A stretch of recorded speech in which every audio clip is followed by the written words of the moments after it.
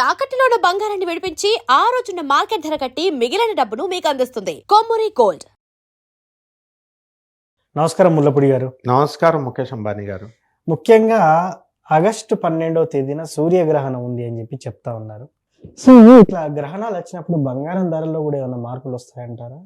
బంగారం ధరలు అనేటటువంటిది గ్రహణం వల్ల మార్పులు పెద్దగా రావు, కానీ ముఖేష్ అంబానీ ప్రశ్నల వల్ల వస్తుంది. ఎందువల్లంటే బంగారం రేటు పెరుగుతుందా అని వెయిట్ చేసేవాళ్ళు ఉన్నారు, తగ్గుతుందా అని వెయిట్ చేసేవాళ్ళు ఉన్నారు, అమ్మేస్తున్నారు. ఖచ్చితంగా బంగారం మీద ఉంటుంది. ఎందువల్లంటే గ్రహణం ఎఫెక్ట్ ప్రతి వస్తువు మీద కూడా ఉంటుంది. నిజమా? అది ఎంతవరకు ఎలా సాధ్యం? అది నేను చెప్తాను, లాజికల్గా చెప్తాను. ఇప్పుడు గ్రహణాల వల్లే యుద్ధాలు జరుగుతాయి. ఇప్పుడు మా గోగినేని బాబు వీళ్ళు ఏమంటారంటే, గ్రహణాలు వస్తే ఇంట్లో గర్భిణీలు ఇంట్లో ఎఫెక్ట్ ఏమిటి? ఫుడ్ పార్టికల్స్ మీద వాళ్ళు ఆ జన విజ్ఞాన వేదిక వాళ్ళు ట్యాంక్ బండి మీదకి వచ్చి తిని మాకేం కాలేదు తిని మేము తింటున్నాం అంటారు. మన ఈవిడ అనంతలక్ష్మి గారు ఒక రోజు తింటే సరిపోదు నాయన, రోజు పేపర్ మీద లెడ్ అంటుకుని ఉంటుంది కదా, న్యూస్ పేపర్లో బజ్జీలు అమ్ముతారు, అది అమ్మినటువంటి దాని ఆ లెడ్ ఎలాగైతే ఆహార పదార్థాలు తిన్న తర్వాత లోహానికి వెళ్ళిపోయిన తర్వాత ఒకరోజుగా తర్వాత ఎలాగైతే ఎఫెక్ట్ ఇస్తుందో, నువ్వు సంవత్సరం ఎన్ని గ్రహణాలు వస్తాయో అన్నీ చెయ్యి, అప్పుడు తెలుస్తుంది దాని ఎఫెక్టు అని చెప్పారు. కరెక్టే. అంటే వీళ్ళు ఏంటంటే నియమాలు కొన్ని పెట్టుకున్నాము. గ్రహణాలు అనేటటువంటివి జరిగినప్పుడు కొన్ని ఉత్పాతాలు జరుగుతాయి. అర్త్క్వేక్స్ రావడానికి, ప్రకృతిలో మార్పు జరుగుతాయి. ఖగోళంలో జరిగేటటువంటి అంతరిక్షంలో జరిగేటటువంటి అద్భుతమైన విషయమే, అందరూ చూడొచ్చు. కానీ డెఫినెట్గా కొన్ని ప్రకోపాలు జరుగుతాయి. ఇప్పుడు మీరు చూడండి, గ్రహణం దగ్గరకు వస్తున్న కొద్దీ ఇరాన్ అమెరికా యుద్ధం ట్రంప్ విజృంభిస్తాడు చూడు. ముందు చెప్తున్నాను, మళ్ళీ కంపల్సరీ అది ఇంకా 6 నెలలు జరుగుద్ది. అసలు ముహూర్తం పెట్టిందే అప్పుడు ఆగస్టు 12, 2000 గ్రహణం దగ్గర నుంచే వస్తుంది. ఇప్పుడు అమెరికాలో ఒక స్ట్రాటజీ ఉంది. యుద్ధాలు ఎందుకు ఆపారనుకుంటున్నాం? ఆయన యొక్క అస్తిత్వం కోసం, ఆయన పోస్ట్ కోసం ఆపాడు ఆయన. అమెరికాలో ఉండే విధానం ఎలా అంటే భారతదేశంలా కాదు. 6 నెలలు రిపోర్టింగ్ ఇవ్వాలి ప్రెసిడెంట్ ఆఫ్ అమెరికా అయినా సరే. ఎవరికి ఇవ్వాలి? ప్రతిపక్షాలకి. ఇక్కడలాగా ఎవడష్టం వచ్చినట్టు కాదు. 6 నెలలు యుద్ధాలు ఇలాంటివి ఆ ఉత్పాతాలు జరిగితే ఆపకపోతే కనుక ప్రతిపక్షాలు అడుగుతాయి. ప్రతిపక్షాలు వాళ్ళ పవర్ పెరుగుతుంది. వాళ్ళ పవర్ పెరుగుతుంది కాబట్టి ఆయన ఏం చేశాడంటే ఏదో ఫేవర్ చేస్తున్నట్టుగా ఈ యొక్క MOU రాయించేసి వాళ్ళ చేత ఆపిచ్చేశాడు యుద్ధాన్ని.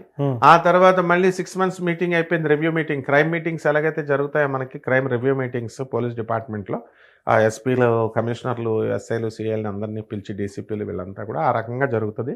ఆ తర్వాత మళ్ళీ 6 months తర్వాత మళ్ళీ యుద్ధం స్టార్ట్ అనమాట అప్పుడు. అందువల్ల ఎట్టి పరిస్థితుల్లో నేను ఛాలెంజ్ చేసి చెప్తున్నాను, ఈ సూర్యగ్రహణం తర్వాత అమెరికా డైరెక్ట్ అటాక్ చేస్తుంది ఇరాన్ మీద.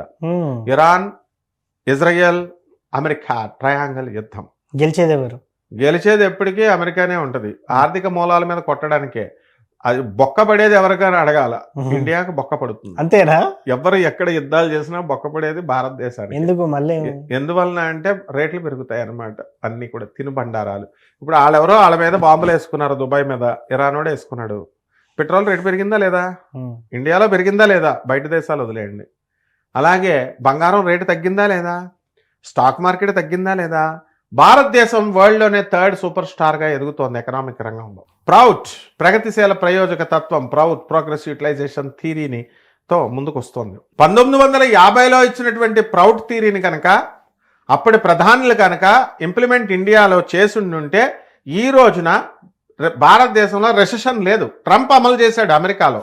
ప్రభాత్ రంజన్ సర్కార్ గారు ఇచ్చినటువంటి ప్రోగ్రెస్ యూటిలైజేషన్ థీరీని ఓన్లీ అక్కడ అమెరికన్ గవర్నమెంట్ ఇంప్లిమెంట్ చేసింది. వేరేజ్ రష్యా చేయలేకపోయింది. అందువల్లనే ఎప్పుడు కూడా అమెరికా అగ్రరాజ్యం. ఆ తర్వాత ఈ యొక్క గ్రహణం తర్వాత ఒక హీరో బయలుదేరతాడు. ఆ హీరో ఎవరో తెలుసా? అతను వచ్చాడంటే ఇరాన్, అమెరికా, ఇజ్రాయెల్ వార్ టపక్మన ఆగిపోద్ది. ఎవరా హీరో? ఆయనే కిమ్. North Korea. వీళ్ళు కొట్టుకుంటుంటే ఆయన గంగర్లు ఎత్తిపోతున్నాడు. ఏంటి నన్ను పిలవట్లేదేంటి అని. ఆయన వచ్చాడంటే కనుక బ్రహ్మాండంగా నా దగ్గర న్యూక్లియర్ పవర్ ఉంది, మానేయండి యుద్ధం, లేకపోతే వేసేస్తానంటాడు. అందువల్ల మొండివాడు రాజు కంటే బలవంతుడు. అందువల్ల ఇరాన్ వాళ్ళు సుప్రీంని చంపేసినా సరే, వాళ్ళు నాయకత్వం లేకపోయినా సరే వాళ్ళే యుద్ధాలు చేసేస్తున్నారు.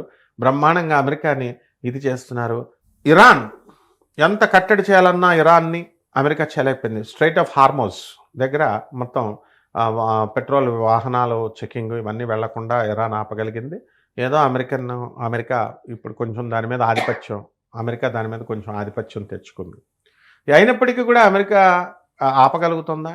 ఆపలేదు. ఇదంతా కూడా గ్రహణం ఎఫెక్టే. చిన్న దేశాలు పెద్ద దేశాలను కొట్టేస్తాయి. గ్రహణాలు ఏం చేస్తాయంటే ఎక్కువ ఇవి చేస్తాయి.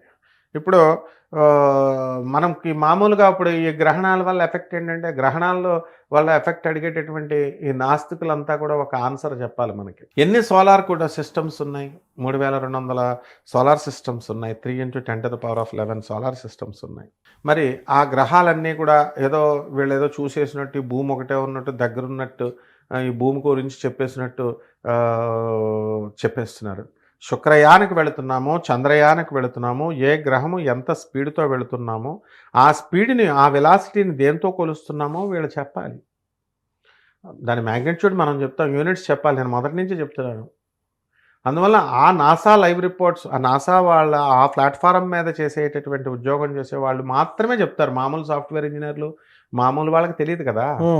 మరి వీళ్ళు ఏమీ లేకుండా అసలు డైనోసార్ని చూసామా? ఇప్పుడు ఉన్నటువంటి జంతుజాలాన్ని చూసామా? 84 లక్షల జీవరాశులు ఉన్నాయి. పాములను, అన్ని రకాల పాములను చూసామా? ఏమీ లేకుండా కేవలం తుష్కమైనటువంటి వాదనతో నాస్తికులు ఏం కాదు గ్రహణం అని వాళ్ళు అంటారు. వీళ్ళేమో రెచ్చిపోయి ఈ నియమాలు చేసేలా, ఈ హోమాలు చేసేలా అని వీళ్ళు చెప్తారు. అందువల్ల ఇద్దరు కలిసి దేశాన్ని భ్రష్టు పట్టించేస్తున్నారు. నాస్తికులు భ్రష్టు పట్టించేస్తున్నారు. ఈ యొక్క పంతులు గారులు అవనండి, జ్యోతిష్కులు అవనండి, అక్కడెక్కడో జరిగితే మరి రేషనల్గా చెప్పాలి కదా. రేషనల్గా, హేతుబద్ధంగా, లాజికల్గా చెప్పాలి. లాజికల్ కన్సిస్టెంట్ సైంటిఫిక్ అప్రోచ్తో చెప్పాలి. గ్రహాలు వచ్చేస్తే మీద పడిపోతాయి, చచ్చిపోతారు, లేకపోతే ఏవో జరిగిపోతాయి అంటే ఖగోళ శాస్త్రంలో సముద్రాలు పొంగుతాయి, జలప్రళయాలు రావడానికి అవకాశాలు ఉంటాయి. భూమి పోల్స్ దగ్గర అంతా కూడా మారినాయి. నార్త్ పోల్ దగ్గర అంతా కూడా మారినాయి. భూమి పోల్స్ దగ్గర ఉండాల్సిన బ్యాలెన్స్ కొంచెం తప్పింది. హిమాలయ పర్వతాల్లో ఉన్నటువంటి మంచు కరిగిపోతోంది. ఇవి చెప్పాలి నాసా చెప్పేవి.